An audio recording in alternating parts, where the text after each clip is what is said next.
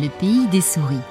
Extrait du livre Comment le lièvre eut la lèvre fendue et autres contes tibétains par William Frederick O'Connor. Le temps d'une histoire.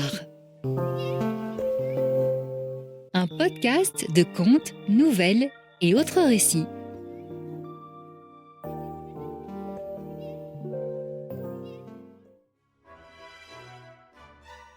Il était une fois un roi qui régnait sur un vaste royaume où vivaient de nombreuses souris. De manière générale, les souris étaient prospères et mangeaient à leur faim. Mais une année, les récoltes s'avérèrent bien maigres dans tout le pays. Et les souris, qui vivaient essentiellement du surplus de grains après les récoltes, s'aperçurent que leurs réserves s'amenuisaient avant même la fin de l'hiver. « Oh non, on va mourir de faim !» Le roi des souris décida donc de s'adresser au souverain du royaume pour lui demander de lui avancer les céréales dont son peuple avait besoin et s'engagea à en rembourser l'intégralité l'année suivante. Il se para donc de ses plus beaux atours et s'en alla un beau matin vers le palais royal. Lorsqu'il parvint aux portes du château, le gardien s'enquit de l'endroit où il se rendait. « Oh !» répondit la souris. « Je souhaiterais m'entretenir avec le monarque afin de lui soumettre une requête. » Lorsque le roi apprit qu'une souris voulait le voir, il s'en amusa et ordonna que l'on fasse entrer le rongeur.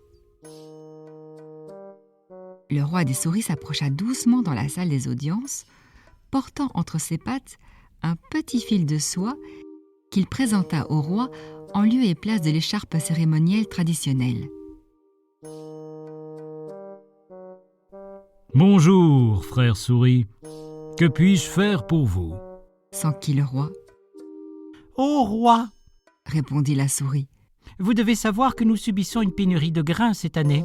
Et à moins que nous ne puissions emprunter suffisamment de céréales pour subsister tout l'hiver, la famine nous menace. Ainsi, moi, roi des souris, je me présente devant vous afin de vous demander votre aide. Si vous pouvez nous avancer le grain dont nous avons besoin, nous nous acquitterons de notre dette avec des intérêts aux prochaines moissons. » « Et combien de grains vous faut-il au juste ?»« Je pense qu'il nous faudrait une de vos grandes granges pleines. » »« Mais quand bien même je vous donnerais une grange emplie de grains, vous ne pourriez pas la transporter. »« J'en fais mon affaire. Si vous nous cédez le grain, nous nous chargerons de le déplacer. » Le roi accepta donc de fournir aux souris un de ces immenses greniers remplis d'orge. Il ordonna à ses officiers d'en ouvrir grand les portes et de laisser les souris emporter autant de grains qu'elles le désiraient. Cette nuit-là, le roi des souris réunit tous ses sujets et des centaines de milliers de rongeurs envahirent la grange. Chacune récoltant tout le grain qu'elle pouvait dans son museau, sur son dos ou encore enroulé dans sa queue. Les souris vidèrent la grange. Lorsqu'elles en ressortirent, pas un seul grain d'orge ne restait. Ouais, youpi!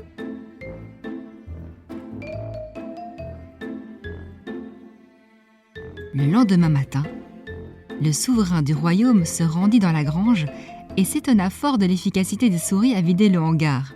Il se fit ainsi une haute opinion de leur puissance.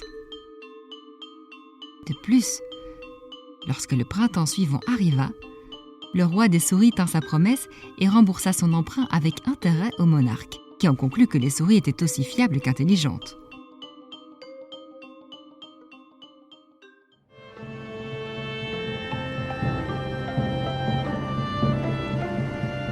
Peu de temps après, une guerre éclata avec le royaume voisin, situé de l'autre côté d'une rivière qui formait la frontière.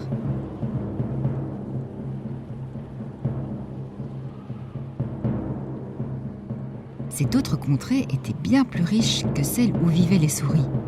Et le roi de la contrée ennemie, qui préparait une invasion, rassembla bientôt une immense armée sur la berge opposée. Lorsque les souris eurent vent de ce qui se tramait, elles furent tout à fait désemparées. Elles redoutaient que l'ennemi envahisse leur pays et anéantisse leur ami le roi. Elle souffrirait alors elle-même de difficultés considérables sous le règne de ce souverain étranger. Le roi des souris se mit donc en route vers le palais afin de demander audience à sa majesté. On la lui accorda sur-le-champ. Voyant le roi complètement abattu, le rongeur lui adressa ces mots. « Je vous rends visite une seconde fois au roi afin de vous proposer mon aide. La dernière fois que je suis venu ici, vous nous avez accordé, à moi et à mon peuple, une immense faveur, pour laquelle nous vous serons éternellement reconnaissants. Si à présent nous pouvons nous rendre utiles de quelque manière, nous serons heureux de le faire, de notre mieux. » Le roi, malgré son découragement, s'amusa d'entendre ces paroles prononcées par une souris.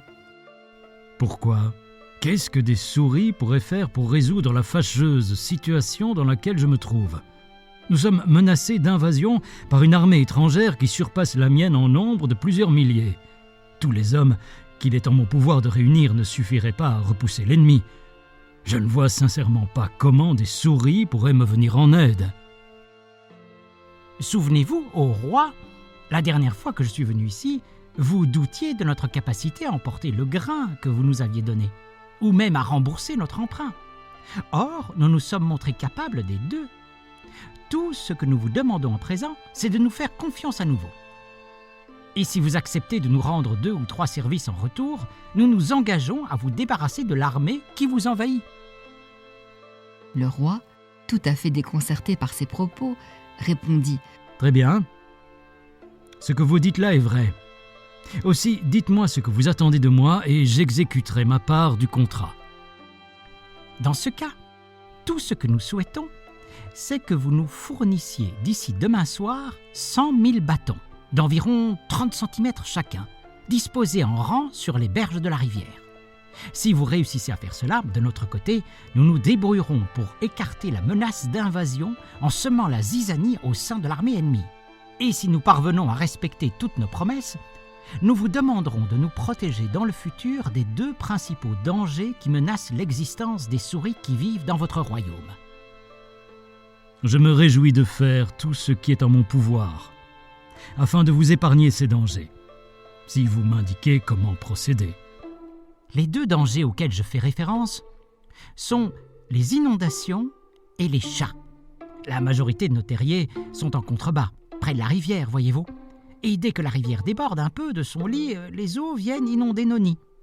Nous vous suggérons de construire un barrage le long de la berge afin de s'assurer que la rivière ne mette plus nos terriers en danger. Quant aux chats, qui persécutent nos congénères depuis toujours, nous vous demandons tout bonnement de les bannir de votre royaume. Fort bien. Si vous parvenez à écarter le danger qui nous menace, je m'engage à faire tout ce que vous demandez en retour.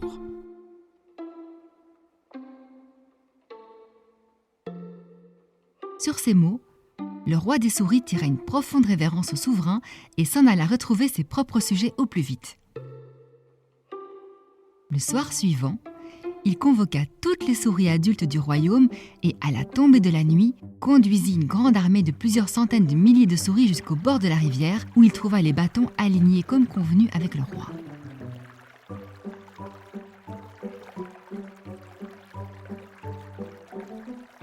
Obéissant aux instructions reçues, les souris s'attelèrent à mettre les bâtons à l'eau sur la rivière et embarquèrent dessus par 2 ou 3.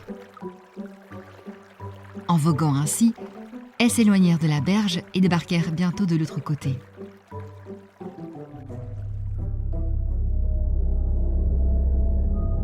Il faisait déjà nuit et les soldats ennemis dormaient dans leur campement, les uns allongés sous des tentes, les autres à la belle étoile, mais tous blottis contre leurs armes, prêts à dégainer à la moindre alerte.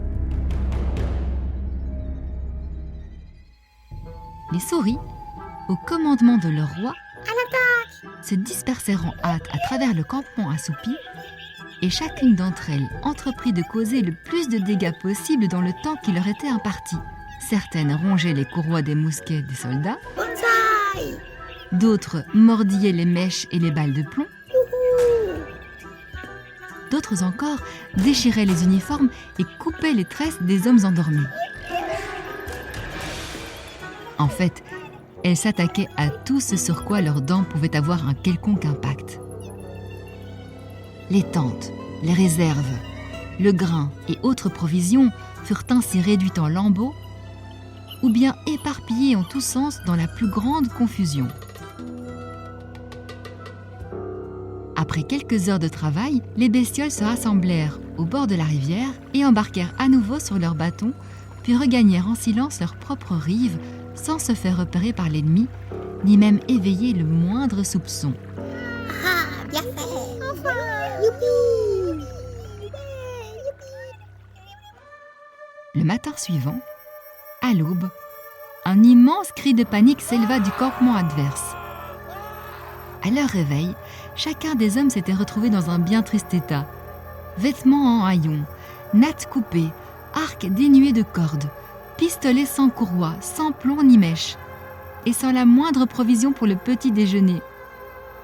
Chacun se mit à accuser l'autre de vol et de trahison, et en l'espace de quelques minutes, le campement entier sombra dans la confusion la plus totale, les compagnons se querellant entre eux ou accusant leurs officiers de malhonnêteté et de mauvaise foi. Au milieu de ce tumulte, le son du clairon résonna de l'autre côté du rivage, d'où l'on tira quelques coups de feu. Terrifiés à l'idée d'être pris au dépourvu, tous les combattants de l'armée s'enfuirent et en quelques minutes, on ne vit plus l'ombre d'un homme.